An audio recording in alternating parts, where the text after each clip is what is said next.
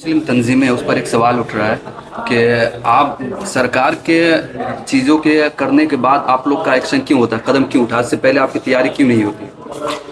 नहीं, असल में ये तो अजीब गरीब मामला है। जब तक कोई इशू खड़ा नहीं होगा उस वक्त तक तैयारी क्या होगी? तैयारी तुम्हारी पूरी है ना। यानी ज्ञान वापी मस्जिद के सिलसिले में जो मस्जिद इंतजामिया कमेटी है वो पूरे केस को लड़ रही है, पूरे केस का संज्ञान ले रही है। हमारी जो लीगल कमेटी है मुस्लिम पर्सनल लॉ बोर्ड की, वो उनको असेस कर रही है, हर सतह पे असेस कर रही है, लोअर कोर्ट में, हाई कोर्ट में, सुप्रीम कोर्ट में। और उसमें जो रास्ते अवेलेबल हैं उन सब रास्तों का हम इस्तेमाल कर रहे हैं। ऐसा नहीं हम घर बैठे हुए हैं, ऐसा नहीं कि हमने चादर ओढ़ ली है, हम तो हर मसले को फेस कर रहे हैं ना। और दूसरी बात ये कि ये इस केस के अंदर अभी जो ज्ञान वापी पर जो फैसला हुआ परसों, उस पर हमने जो सुप्रीम हाई कोर्ट में अपील की, हाई कोर्ट ने एक नया इशू खड़ा किया। हमारी लीगल कमेटी उसको देख रही है कि उसमें हमारे लिए क्या ऑप्शन अवेलेबल है।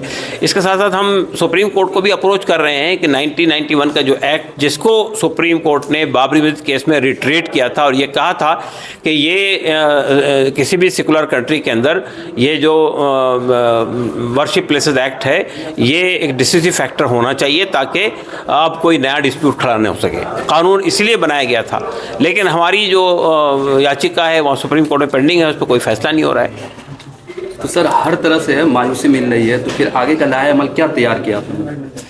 देखिए, आगे मायूसी हम लोग तो वो लोग हैं जो आखिर तक लड़ते रहेंगे। बावजूद के केस को भी आपने देखा हुआ, हमने 60 साल केस लड़ा है, लोअर कोर्ट में, हाई कोर्ट में, सुप्रीम कोर्ट में।